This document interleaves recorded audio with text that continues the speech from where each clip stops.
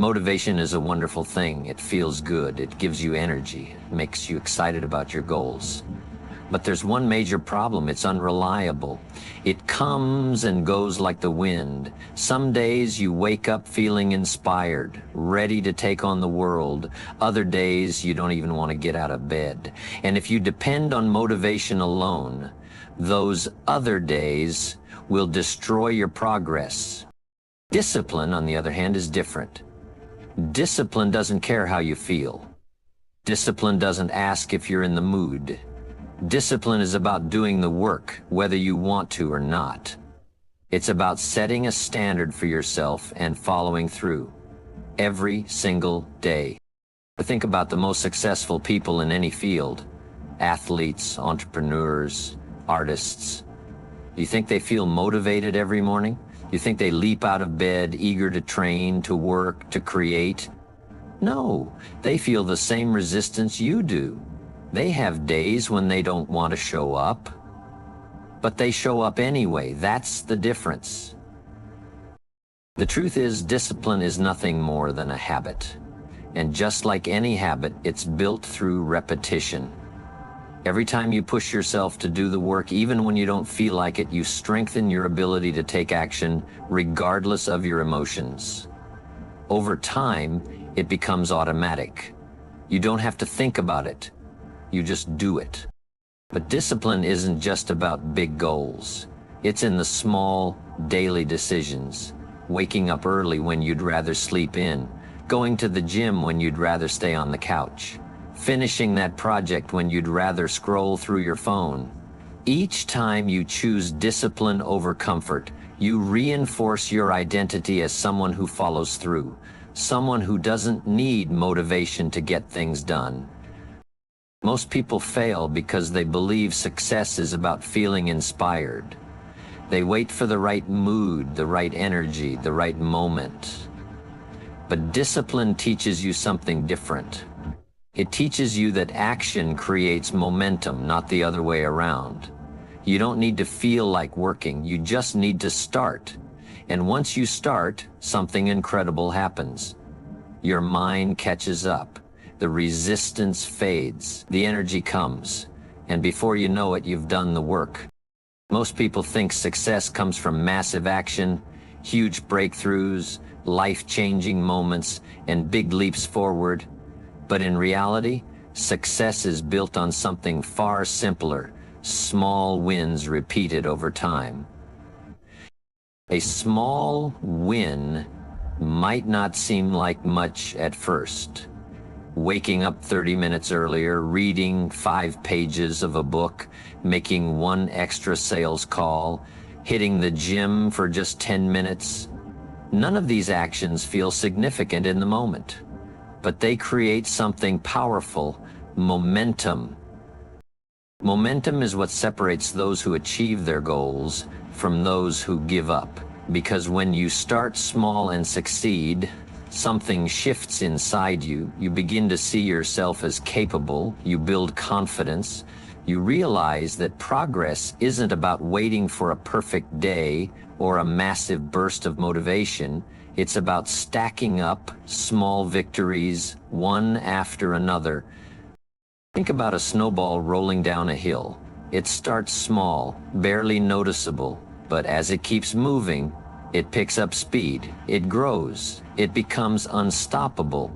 That's exactly how small wins work. The first win is the hardest.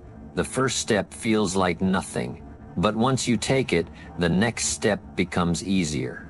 The third step feels natural, and before you know it, you've built a habit. Small wins also rewire your brain. Every time you complete a task, no matter how small, your brain releases dopamine, the chemical responsible for motivation and drive. It creates a reward loop. The more you experience success, the more your brain craves it. And over time, this compels you to take even bigger actions. The mistake most people make is setting massive, unrealistic goals without any structure. They get overwhelmed. They try to lose 30 pounds in a month instead of focusing on just drinking more water today. They try to write a whole book in a week instead of committing to 1 paragraph a day. They aim for perfection instead of progress. And when they fail to meet these impossible expectations, they give up. But success isn't about doing everything at once. It's about doing something consistently. One extra push-up, one healthier meal, one productive hour. These may seem small, but they add up. The key is to start where you are, with what you have, and let the small wins build upon each other. Your mind is the most powerful tool you have. It can be your greatest ally or your worst enemy. It can push you forward or it can hold you back. And the difference between those who succeed and those who struggle isn't talent, luck, or even hard work. It's control over the mind. Most people don't realize this, but the mind is designed to resist effort. It seeks comfort. It avoids discomfort. It creates excuses. It whispers, "Not today, you're too tired. You can do it tomorrow." And if you listen to that voice, if you allow your mind to control you instead of the other way around, you will always stay stuck. The key to success is learning how to override these thoughts. How? By training your mind like a muscle. Just like your body gets stronger when you lift weights, your mind gets stronger when you force it to act despite resistance. Every time you push through laziness, every time you work when you don't feel like it, every time you silence self-doubt, you build mental strength. And that strength compounds over time. One of the biggest mistakes people make is thinking they have to feel ready before they take action, but the truth is, action comes first. Then your mind follows. You don't wait to feel confident to start. You start and confidence builds. You don't wait to feel motivated to work. You work and motivation follows. The mind is reactive, not proactive. It responds to what you do. Another critical part of mastering your mind is controlling your focus. Where focus goes, energy flows. If you constantly focus on what's hard, on why you don't feel like working, on how tired you are, you will reinforce those feelings. But if you train yourself to focus on the result, on the progress, on the reward, your mind shifts. It starts working for you instead of against you. You must also learn to reframe discomfort. Most people avoid it at all costs. But discomfort is not the enemy. It's the path to growth. When you feel resistance, when your mind starts making excuses, that's the signal that you're pushing beyond your old limits. And if you push through it enough times, those limits disappear. The mind adapts. It gets stronger. It stops resisting, and soon, what once felt difficult becomes second nature. Most people believe they need to feel a certain way before they can take action. They think they need to feel motivated before they start working, feel confident before they step outside their comfort zone, or feel inspired before they begin creating. But that's not how it works. The truth is, your emotions follow your actions, not the other way around. Think about it. Have you ever forced yourself to start a task, even when you didn't feel like it, only to find yourself gaining momentum as you went? Maybe you didn't want to go to the gym, but once you started exercising, you felt more energetic. Maybe you dreaded starting a project, but once you got into it, the work started flowing. That's because action creates the emotional state you were waiting for. Excuses may feel good in the moment. They relieve pressure. They give you a temporary sense of relief. But in the long run, they steal your dreams. They rob you of progress. They keep you stuck in the same place year after year, while others who face the same challenges keep moving forward. The most dangerous thing about excuses is that they sound reasonable. They make you believe you have no choice, but you always have a choice. You can choose to wake up earlier.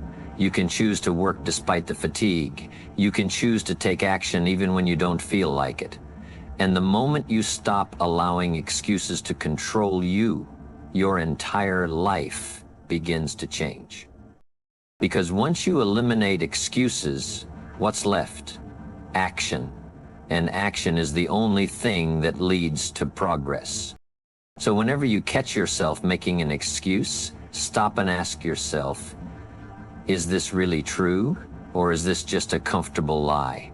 Because the moment you recognize an excuse for what it is, you have the power to reject it. And when you do that enough times, excuses lose their grip on you. Your life is a reflection of your habits, not your goals, not your dreams, not even your motivation, but the things you repeatedly do day after day. Every habit follows a simple pattern, something psychologists call the habit loop: cue, routine, and reward. Once you understand this, you can take control of your habits instead of letting them control you. It all starts with a cue, a trigger that tells your brain to begin a behavior. Maybe it's waking up in the morning, feeling stressed, or hearing a notification on your phone. Cues are everywhere, and most of the time we don't even realize we're responding to them. Then comes the routine, the actual habit itself. This could be reaching for a cup of coffee, grabbing your phone, or skipping a workout. Routines are the automatic responses that shape your daily life. And once a routine is repeated enough times, it becomes nearly effortless. Finally, there's the reward, the reason your brain keeps coming back to the habit. Every habit provides some kind of benefit, whether it's instant gratification, relief from stress, or a sense of comfort. The brain loves rewards, and over time it starts craving them. This is how habits become deeply ingrained.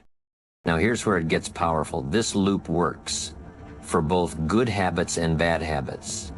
The same process that makes you procrastinate is the same process that can make you productive. The same loop that keeps you glued to distractions can be rewired to help you focus. The key is learning how to interrupt the cycle and replace destructive habits with habits that serve you.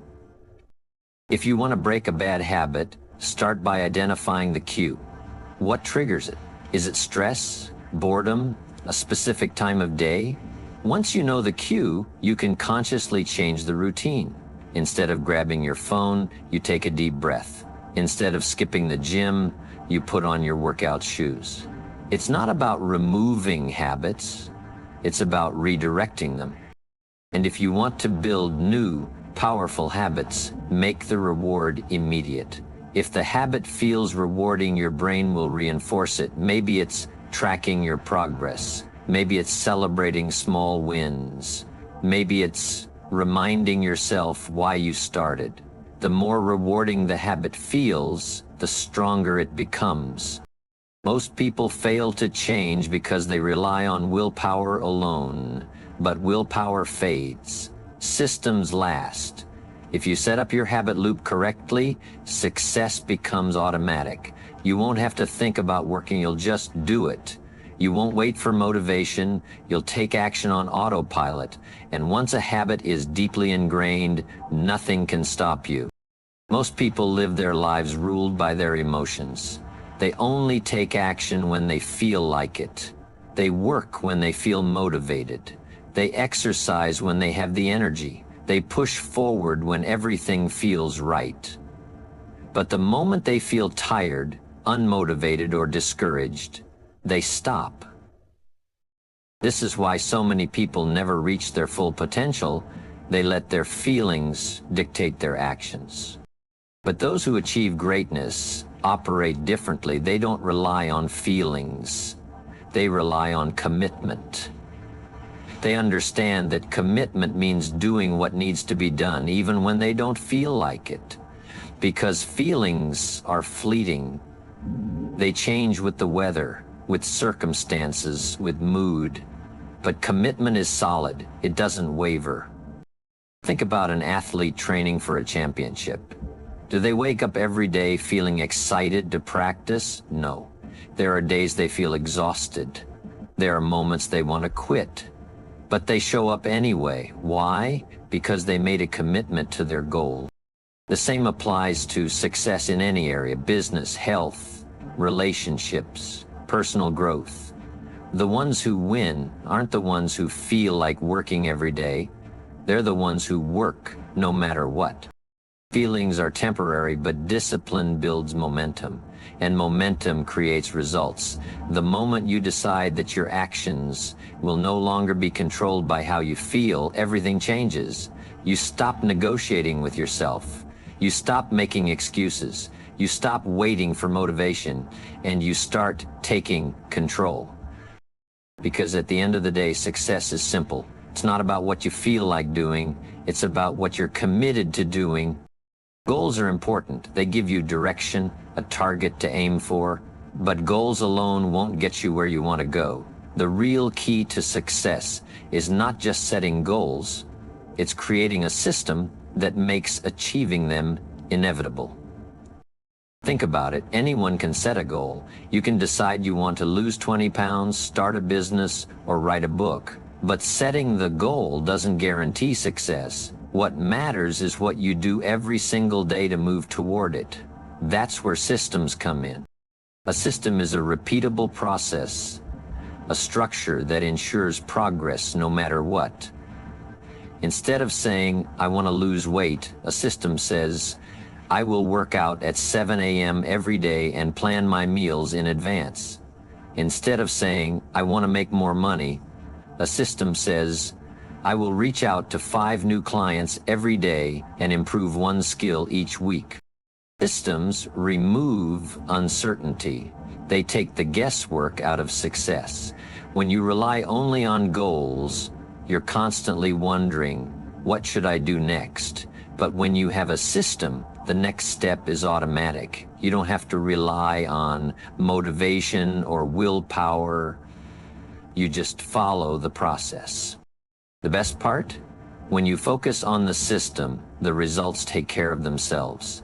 If you commit to writing 500 words every day, you'll eventually finish that book. If you commit to consistent exercise and healthy eating, the weight will come off. If you commit to daily sales calls, your business will grow. Most people fail not because they lack goals, but because they lack a system to support them. They set ambitious targets, but have no daily process in place to achieve them. And when they don't see immediate results, they get frustrated and quit. But those who succeed don't obsess over the goal itself. They commit to the system that guarantees the goal will be reached. So, ask yourself, are you just setting goals, or are you creating a system that ensures success no matter what? In life, you will experience one of 2 pains: the pain of discipline or the pain of regret. The difference? Discipline weighs ounces, but regret weighs tons. Discipline is the price you pay for success. It's the early mornings, the extra effort, the sacrifices, the consistency when no one is watching.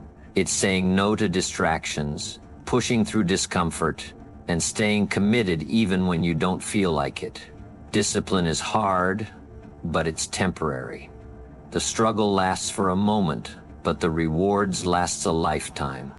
Regret, on the other hand, is far worse. Regret is looking back and knowing you could have done more. It's realizing that you had the potential, the time, the opportunity, but you let it slip away. It's seeing someone else succeed with the same chances you had, knowing the only difference was they chose discipline and you chose comfort. Discipline is waking up early to work on your dreams. Regret is waking up years later wishing you had. Discipline is putting in the extra effort when no one else does. Regret is watching others pass you by because they did. Discipline is temporary discomfort. Regret is a lifetime of what-ifs. And here's the truth, you get to choose. You either suffer a little now by staying disciplined, or you suffer later when you realize you let time slip through your fingers. There is no escaping pain in life, but you do get to decide which one you will endure. So, ask yourself, will I choose the temporary pain of discipline or the lasting pain of regret? Most people think success is about motivation, about feeling inspired, about waiting for the perfect moment when they feel ready to take action. But that's not how success works.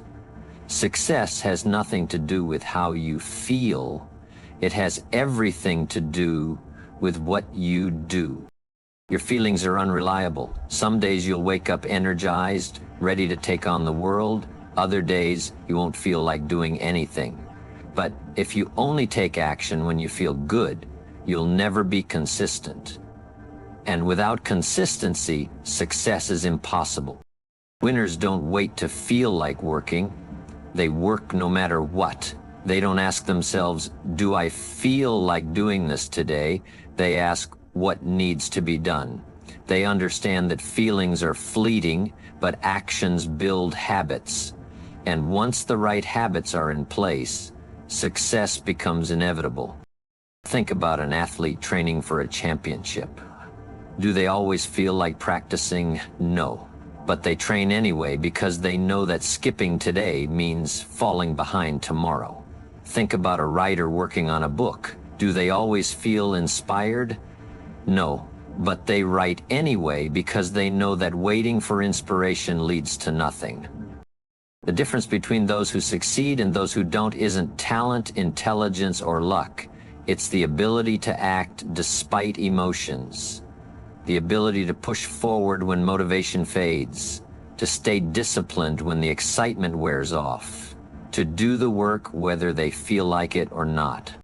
Because in the end, success doesn't care how you feel, it only responds to what you do.